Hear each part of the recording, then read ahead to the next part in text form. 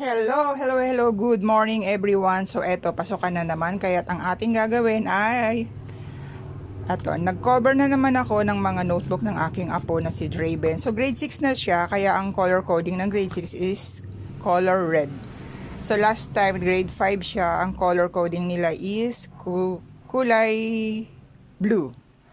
So ayan, itong mga notebook na to is recycled lang to. Imagine 15 na notebook, nung natanggalan ng mga sulat is umabot ng 10, mga ganun.